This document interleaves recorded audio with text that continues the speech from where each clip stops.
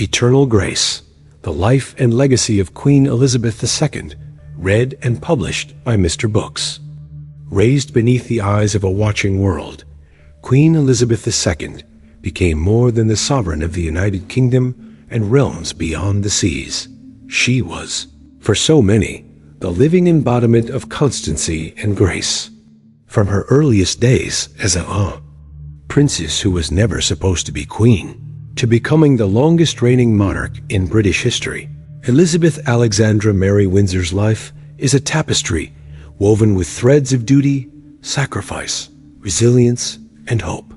Eternal Grace, The Life and Legacy of Queen Elizabeth II, explores the extraordinary journey of a woman who came to power in an era of great upheaval and guided her nation through the profound transformations of the 20th and 21st centuries. When her uncle, King Edward VIII, abdicated, the destinies of a young Elizabeth and her family were forever altered, and the eyes of the world shifted toward a child, suddenly in line for the greatest responsibility of all. Yet, it was not duty that first defined Elizabeth, but love for her family, love for her people, and above all, a profound love for the realm she would one day pledge her life to serve. Throughout the chapters of her unprecedented reign, she navigated the immense complexities of monarchy, from the grandeur and tradition inherited from the past to the demands and expectations of a rapidly changing society. Each chapter of this book delves into the moments that shaped Elizabeth's inner resolve and public persona, her steadfast partnership with Prince Philip, the joys and tribulations of motherhood, the familial crisis that captured and sometimes divided a nation, and the diplomatic subtleties of her role as an unspoken ambassador across the globe. But far beyond the pages of history books, Queen Elizabeth II's impact resided in the hearts of millions. Her calm in the face of adversity, her unwavering sense of duty, and the soft power she wielded, without ever uttering a political word, left an indelible mark on the very fabric of British identity and the Commonwealth at large. As we trace the arc of her life from a spirited young princess to a revered elder stateswoman, we see not only a chronicle of the crown, but a portrait of endurance, of how one woman, born in a modest townhouse in London, became the steadfast anchor in a sea of change. Through personal trials, public triumphs, and the relentless scrutiny that comes with the royal mantle, Queen Elizabeth II fashioned a legacy not only out of ceremony and tradition, but out of empathy, steadfastness, and quiet courage. This is a journey into the story of not just a monarch, but of a mother, a wife, and above all, a servant to her people. May these pages honor her memory and reveal the depth of her contribution to the world she helped to shape. Before we dive in, make sure to subscribe and hit that like button to support the channel, and don't forget to turn on the notification bell so you never miss an audiobook that could change your life. Now, let's begin. Enjoy. Chapter 1. A Princess is Born. The Early Years. On a cool spring morning in April 1926, the streets of London stirred to whispers that would soon become waves of celebration. A princess had been born to the House of Windsor. Elizabeth Alexandra Mary entered the world in a modest townhouse on Bruton Street in Mayfair, a far cry from the grandeur of Buckingham Palace, yet no less significant for the nation's future. At the time, few could have predicted that this cherubic infant, second in line to the throne behind her father, would one day define an era. Her parents, the Duke and Duchess of York, later King George VI and Queen Elizabeth, were themselves symbols of stability and gentleness in an age characterized by the turbulence of the post-war years. Elizabeth's early upbringing was imbued with a comforting normalcy. She and her younger sister Margaret were raised in a world edged by privilege, but rooted in the values of duty, faith, and family. Days at 145 Piccadilly and in the country at Royal Lodge, Windsor, were shaped around nurturing routines. Elizabeth, or Lilibet, as she was affectionately called within the family, was known for her seriousness even as a child. Family stories recount her careful attention to detail, her love of learning, and above all, her devotion to her parents. When her father became king, unexpectedly following the abdication of his brother, the shock rippled through every aspect of their lives, most especially for young Elizabeth. Yet, from those earliest years, a thread of steadfastness began to show. Unlike many royal children, Elizabeth's early education was shaped not by governesses or distant tutors, but by her loving mother and an exceptional Scottish educator, Marion Crawford, affectionately dubbed Crawfie. These tender, informative years were woven with lessons of history, music, language, and empathy, values that would guide Elizabeth throughout her life. The family's ethos of service was ingrained early. Elizabeth's parents, forced into the crucible of kingship under fraught circumstances, modeled resilience and caring duty. The young princesses observed their parents' dedication during Britain's darkest hours, the abdication crisis, and the looming specter of another world war. These experiences did not shield Elizabeth from hardship. Rather, they instilled within her a keen sense of responsibility and an understanding that her destiny would always be tied to the well-being of people far beyond her immediate family. Even in childhood, Elizabeth's character shone through in quiet yet unmistakable ways. In family games, she was often the organizer. In the nursery, the peacemaker between siblings. And in the garden, a gentle caretaker of the family's beloved corgis and horses. Animals would remain among her great joys and sources of comfort through every chapter of her life. The world outside, however, was changing rapidly. The 1930s brought economic depression and political uncertainty, even as the royal family did. Their part to comfort and inspire a nation in need of stability. Amidst all this, Elizabeth's sense of identity and duty grew, fostered by her parents' example and the lessons of history, whispered through the halls of Windsor Castle. With the outbreak of World War II, a safe cocoon of childhood was irrevocably broken. The Windsor girls were initially evacuated to Balmoral, then Windsor Castle, their childhoods forever marked by air raid sirens and the anxieties of war. Yet even in these trying times, the young Elizabeth began to extend her sense of duty far beyond family. At just 14, she delivered her first radio broadcast, offering words of comfort to children separated from their families, gesture that signaled the beginning of her lifelong commitment to her people. Through these experiences, a foundation of strength and empathy was laid inside the future queen. The steadfast little girl in the playroom would, in time, become the anchor of a nation, remembered for that very same quiet determination. As dawn broke for the next chapter of her life, Elizabeth moved ever closer to the weighty destiny that awaited her, shaped by the warmth of her family and the trials of the tumultuous age. Chapter 2: Heir to Duty, Ascension, and Youth. Elizabeth's transition from an ordinary princess, at least by royal standards, to the heir presumptive was as swift as it was unexpected. The abdication crisis of 1936, when her beloved Uncle David relinquished the throne for love, was a tremor that upended the House of Windsor and thrust her father into kingship. For a 10-year-old child, the implications were vast, though the worries of state were not hers to bear yet. From the moment King George VI made his reluctant ascent to the throne, Elizabeth's life took on new gravitas. She watched as her father, a man of quiet disposition and formidable will, shouldered the pressures of a nation in crisis. The role of the monarchy had never been more vital, and the example set by her father, his devotion to his country, and his willingness to ease the burdens of his people, became Elizabeth's most formative apprenticeship. Elizabeth's education, unusual for a royal child, was now intensified. Under the guidance of private tutors, she undertook a curriculum that balanced academic rigor with the softer skills that would prove indispensable to a reigning sovereign. She became proficient in constitutional history, law, and foreign languages. Blending these lessons with an intrinsic understanding of the people she would one day serve, family life remained central to her development. Alongside Princess Margaret, Elizabeth shared a close and loving bond with her parents, who strived to provide as normal a childhood as possible under the circumstances.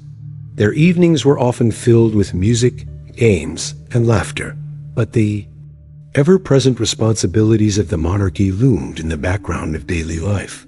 The war years saw Elizabeth assume public roles at a pace unusual for her age.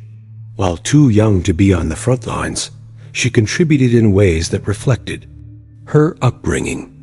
She joined the Auxiliary Territorial Service at 18, learning to drive and maintain vehicles, an act of solidarity that endeared her to a nation suffering through loss and deprivation.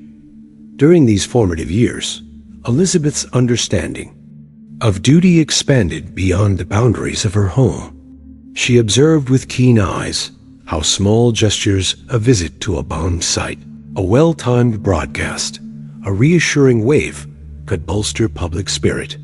These subtle yet powerful actions taught her the monarchy's modern purpose. As a symbol of unity, reassurance, and hope. It was also during the war that Elizabeth's relationship with Prince Philip of Greece and Denmark deepened. They had first met as children, but it was amidst the uncertainties and pressures of wartime life that their bond was truly forged.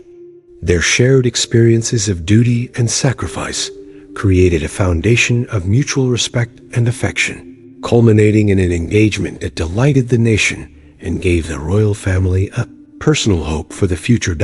In the years following the end of the war, Elizabeth stepped further into the public eye.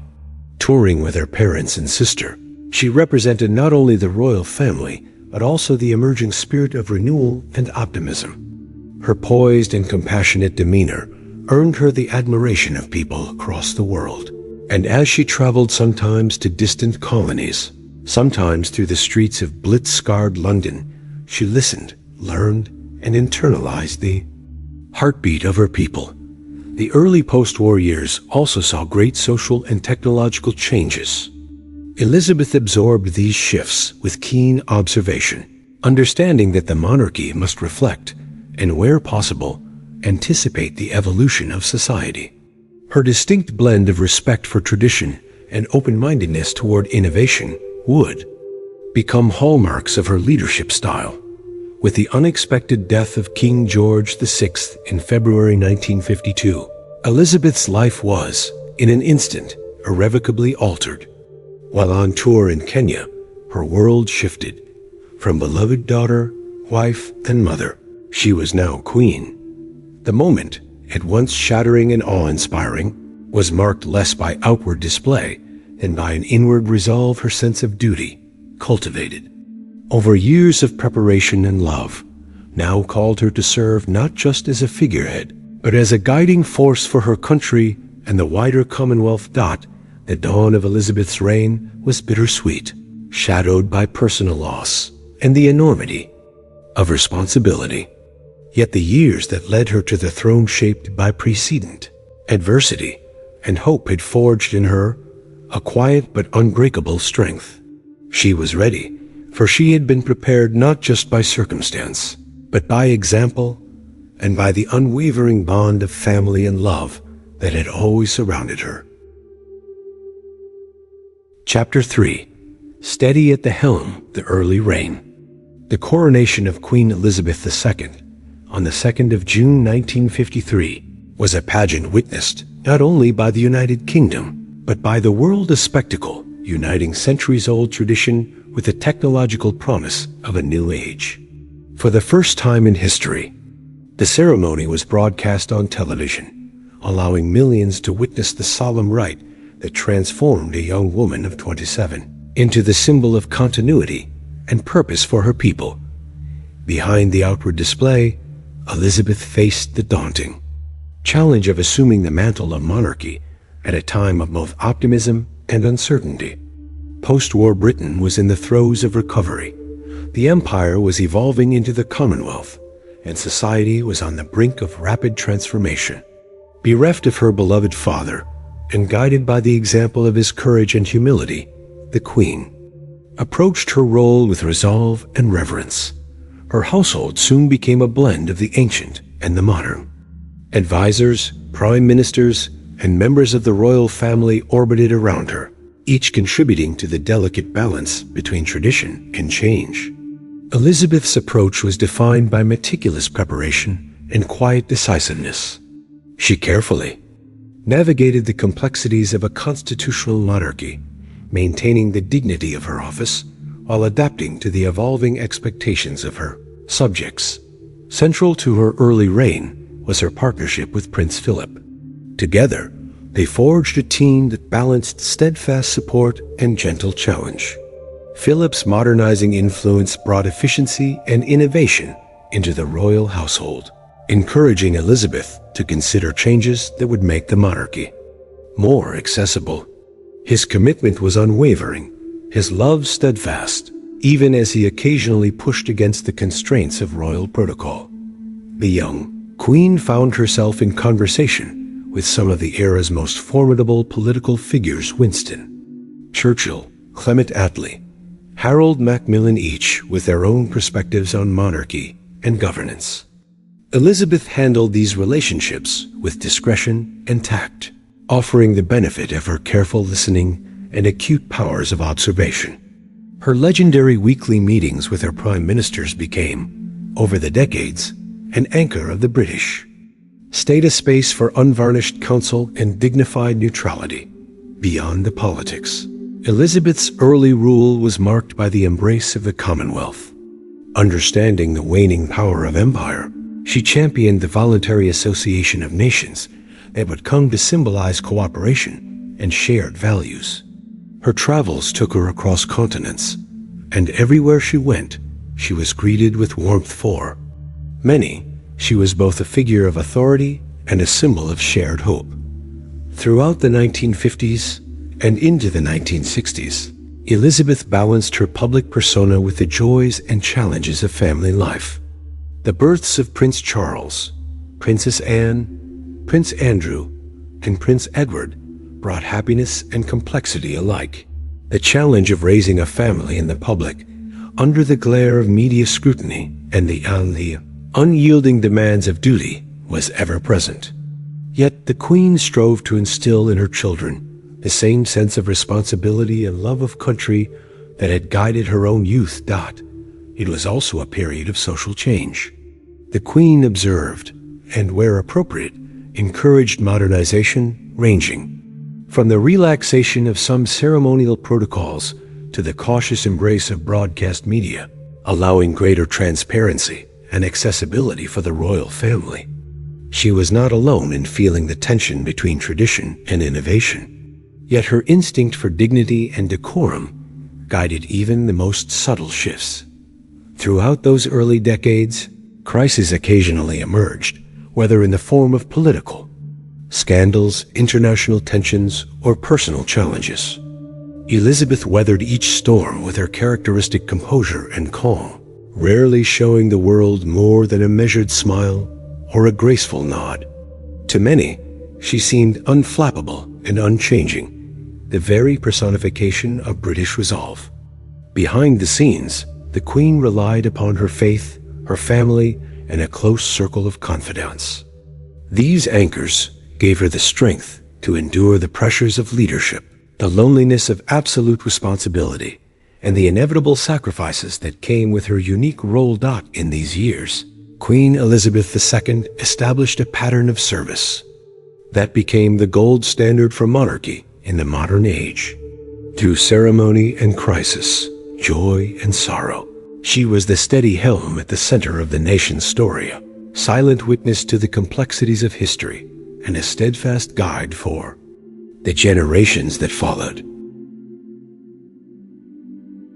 Chapter 4: Family, Faith, and Tradition, the Heart of the Crown. For Queen Elizabeth II, the concept of family was both the nucleus of her happiness and the cornerstone of her public role. The challenges and joys of raising children, maintaining a lasting marriage, and upholding age-old traditions shaped her profoundly, forming the unseen foundation upon which the public face of monarchy rested. The Queen's partnership with Prince Philip, Duke of Edinburgh, was at the core of her personal life.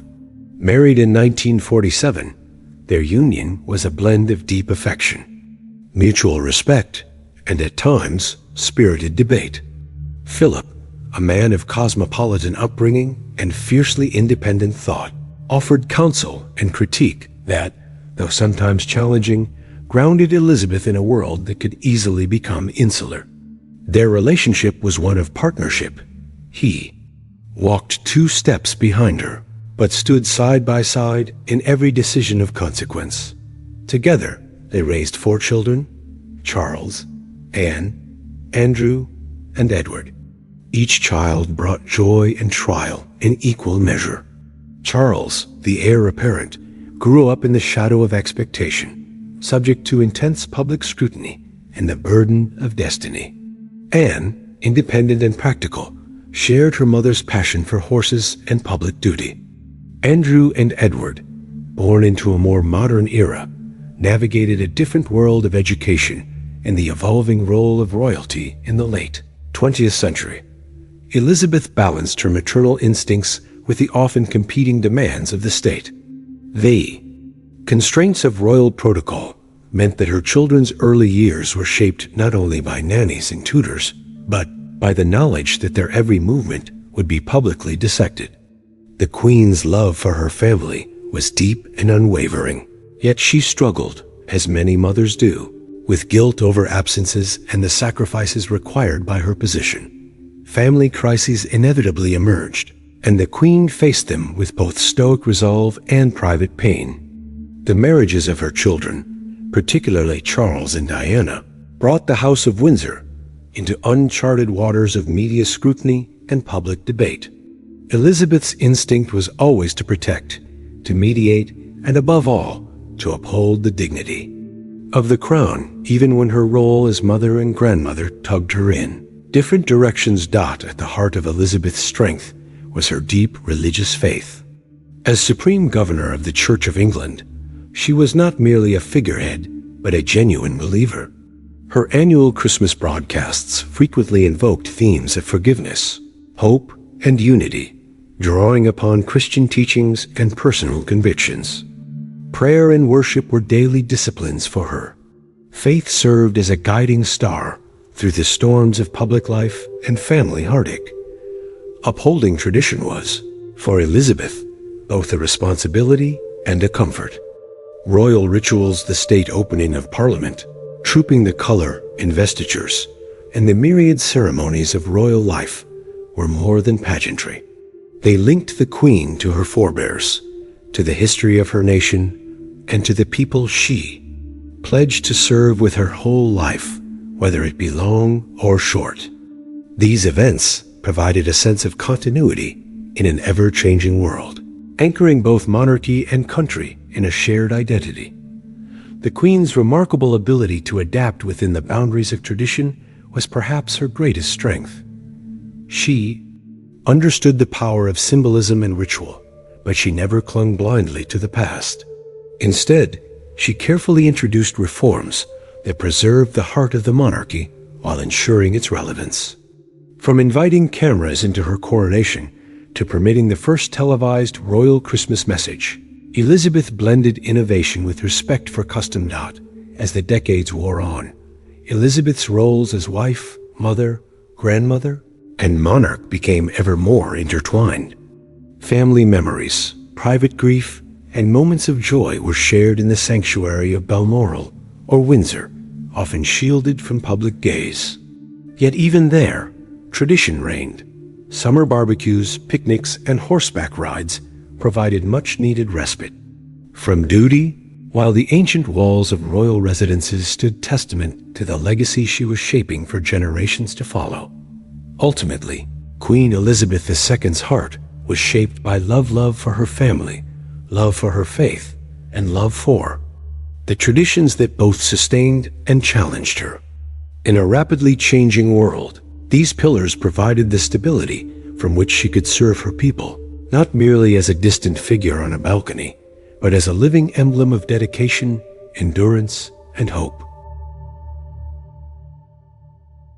Chapter 5.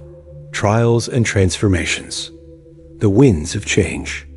The reign of Queen Elizabeth II was marked by periods of astonishing transformation. As the world shifted beneath her feet, the Queen maintained a steady presence, adapting to each challenge with an unwavering sense of duty.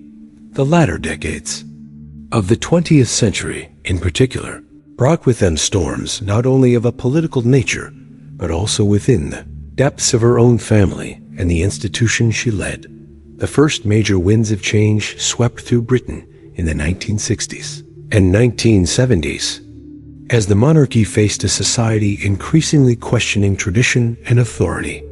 The swinging 60s ushered in a new age of youth culture, vibrant music, and social revolution.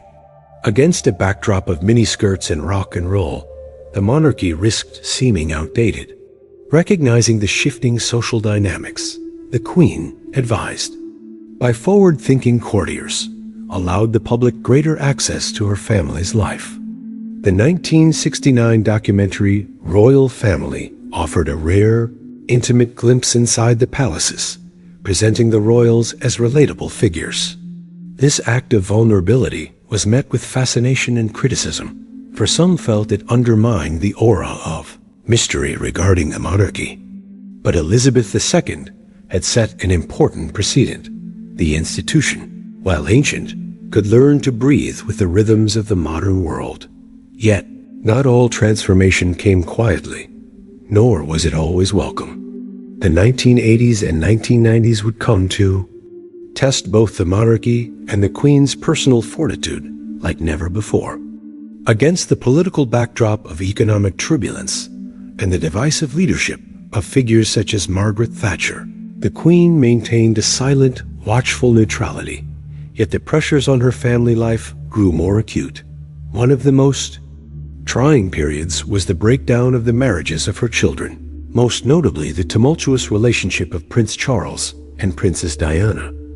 The world watched as private anguish spilled onto tabloid pages, exposing vulnerabilities the monarchy had long kept hidden. The death of Princess Diana in 1997 became a pivotal moment. The nation's outpouring of grief was accompanied by a rare eruption of criticism against the monarchy. The people's expectation for public empathy clashed with the Queen's ingrained sense of private mourning. For days, Buckingham Palace's flag remained at full mast, symbolizing an outdated stoicism. Sensing the shifting mood of her subjects, Elizabeth II eventually addressed the nation with carefully chosen words that bridged the gap between regal reserve and shared sorrow. "What I say to you now, as your queen and as a grandmother, I say from my heart." Through this ordeal, both the Queen and the monarchy underwent subtle but essential transformation.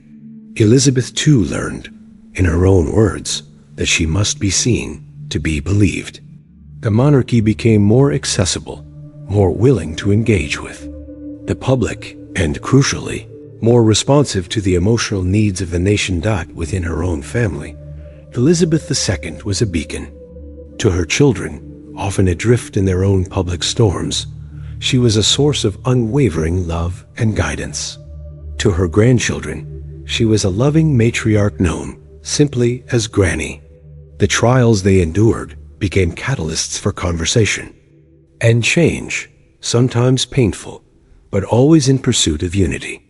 Moments like the Queen's 2002 Golden Jubilee, held in the wake of numerous familial and national difficulties, reflected a resilient bond not only within her lineage, but with her subjects as well. In the larger context, the Queen also oversaw the transformation of the Commonwealth into a voluntary association of nations, one less defined by hierarchy and more by mutual respect and shared values. She traveled widely, adapting her message to the needs and concerns of former colonies as they found their independent identities. This diplomatic nuance required, at times, the graceful surrender of power, an acceptance of change that was humbling and wise. The tragedies and tests faced by Elizabeth II throughout her reign were not simply endured. They were met with reflection, adaptation, and an openness to transformation. Through each trial, she emerged with renewed commitment to her vow, spoken as a young woman. "My whole life, whether it be long or short, shall be devoted to your service." Under the winds of change, Elizabeth II remained constant, proving that true grace is not the absence of hardship, but the manner in which one faces it, transforms through it, and inspires a nation to do the same. Chapter 6. The Queen and the World, Diplomacy and Legacy. Queen Elizabeth II's reign was not just defined by her presence in Britain, but by her indelible mark on the international stage. Her life spanned epochs of geopolitical change, from the closure of the British Empire's final chapters to the rise of a new global order, as she played her role, sometimes subtle, sometimes prominent, in shaping the United Kingdom's relationships with nations across every continent.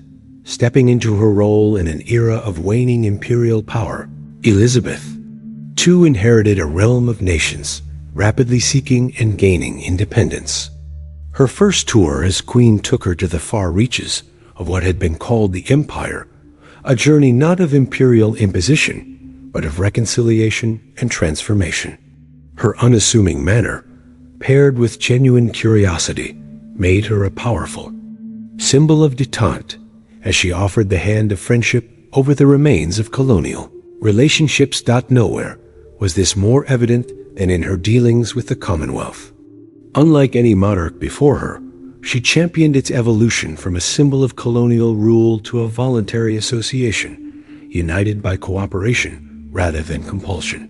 With each visit to nations such as India, Ghana, Canada, and Australia, she communicated respect and equality, recognizing new identities and fostering ties built on mutual respect. Her state visits carried the weight of history. When she became the first reigning monarch to visit the Republic of Ireland in 2011, she did so in a spirit of reconciliation, expressing regret for the sad and regrettable history between the two nations. Her quiet dignity during that visit, her silence at the Garden of Remembrance, her speech beginning in flawless Irish spoke volumes, healing wounds that had festered for generations. Elizabeth II's diplomatic influence extended to her deft handling of political transitions within the United Kingdom as well. She met with every United States president during her reign except Lyndon Johnson, becoming a symbol of the special relationship between Washington and London. Her conversations with leaders such as Nelson Mandela, Mikhail Gorbachev, and Angela Merkel were private, but historians agree that her presence lent a gravitas and continuity appreciated by leaders around the world. During moments of global tension such as the Suez Crisis, the Cold War, and even the uncertainty of Brexit, the Queen's role was often one of quiet continuity rather than public pronouncement. Her experiences, her measured words, and her ability to project calm resilience reassured her people and demonstrated to the world that the United Kingdom was anchored in traditions deeper than any single government. But the Queen's legacy on the world stage went far beyond politics. She became, perhaps unwittingly, a global icon of service, compassion, and stability. Her presence at international sporting events, cultural celebrations, and charitable engagements fostered goodwill wherever she traveled. To many, she symbolized the possibility of a world in which tradition and progress walked hand in hand. The Queen's global legacy also lies in her ability to bridge generational divides, speaking to the memories of an older era while embracing the aspirations of the young.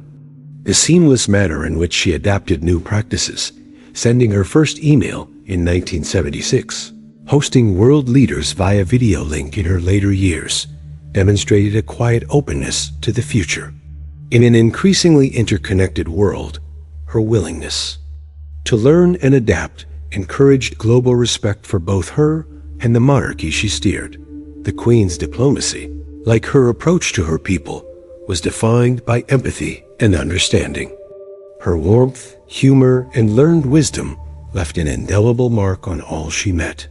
In the tapestry of 20th and 21st century history, her threads shimmer with the quiet strength of a life lived in service, not merely to a nation, but to the world. Chapter 7. Reflecting a Nation: The Queen's Place in British Identity. Over more than 70 years on the throne, Queen Elizabeth II became not just a ruler, but a mirror in which the nation saw its own aspirations, anxieties, and values reflected. Her image was present at every national event. Her words comforted the nation in times of tragedy and celebrated its achievements in times of joy. But her influence ran deeper, shaping the national consciousness and helping to define what it meant to be British in an ever-changing world. From the moment of her coronation in 1953, Elizabeth was seen as a symbol of hope and continuity amid the post-war rebuilding of Britain. The nation, weary from conflict and deprivation, looked to her for reassurance. Dressed in ceremonial robes, the young queen appeared timeless and modern, at once familiar and touched by a sacred mystery. The day of her coronation was not only a royal event, it was a collective act of national self-renewal.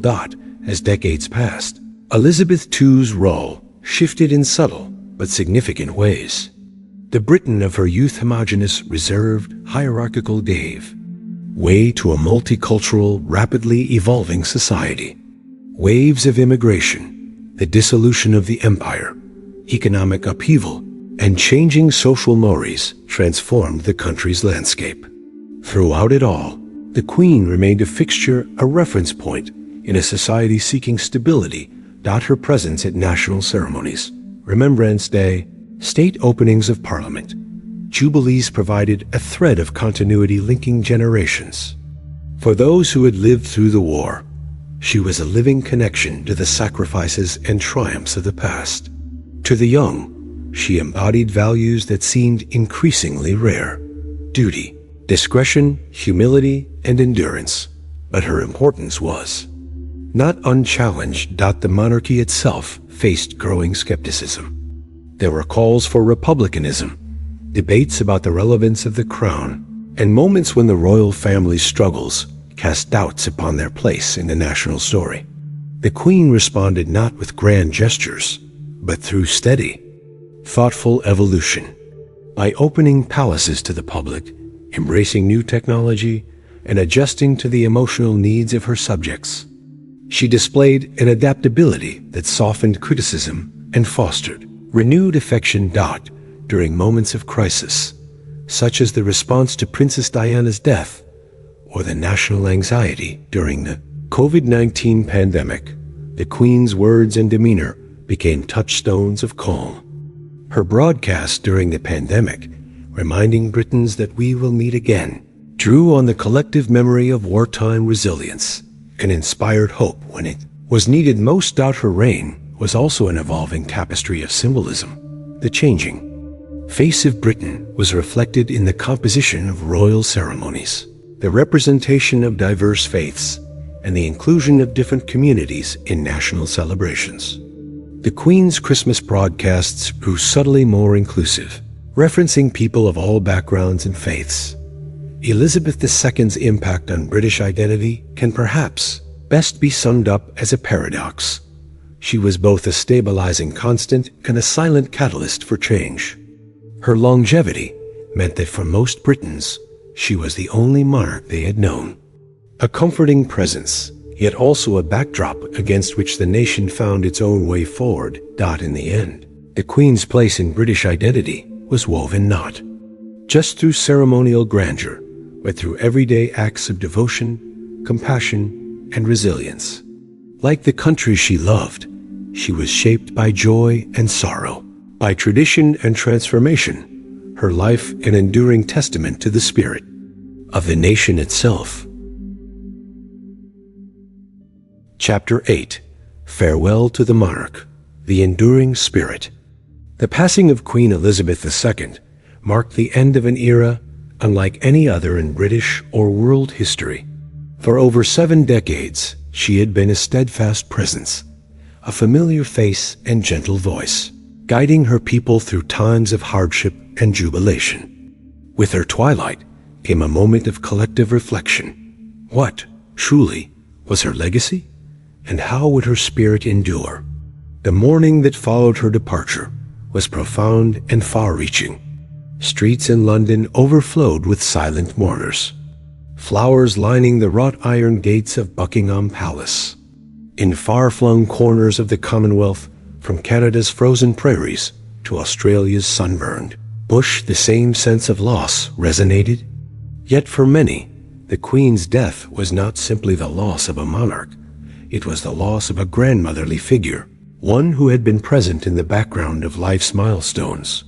Through coins, postage stamps, Christmas speeches, and shared moments of national pride, the farewells were marked by tradition, the slow, solemn procession, guarded by the scarlet and gold of the royal regiments, the bells tolling in Westminster, the sea of Union Jacks, motionless in the autumn air. But beneath these outward shows of pageantry lay a quieter, deeper sense of gratitude and remembrance. People spoke of her humility, her dedication, her remarkable ability to listen and comfort, even in the most difficult of times. And yet, with her departure, the question of continuity arose. The monarchy, for all its rituals and ancient trappings, was never simply about one person. Elizabeth II had, by her example, shown that the institution could adapt without losing its core values. Her son, Charles III, stepped forward with the same sense of duty, the legacy continuing, but with inevitable new inflections, brought by a different character and a different age. The enduring spirit of Elizabeth II lives on, not merely through her familial descendants, nor only in the monuments, portraits, or televised archives, but in the qualities she so consistently embodied: dignity, resilience, empathy, and service. Her influence lingers in the way leaders conduct themselves, in the patience of a nation facing new challenges, in the quiet assurance that change can be met with grace. For all the pomp and circumstance, the Queen's most profound legacy is perhaps a deeply personal one: the inspiration she offered to countless individuals. In her willingness to serve, to adapt, and to forgive, she provided an example from which all could draw strength. As Britain and the wider world bid farewell to their monarch, they also chose to carry her enduring spirit forward, a guiding light illuminating the path through the unknown, just as she had done for them so many times before. It was not the crown nor the ceremony, but her gentle humanity that would live on. In every grateful memory, every quiet act of service, every moment of grace, Elizabeth II endures. Before we dive in, make sure to subscribe and hit that like button to support the channel, and don't forget to turn on the notification bell so you never miss an audiobook that could change your life. Now, let's begin. Enjoy.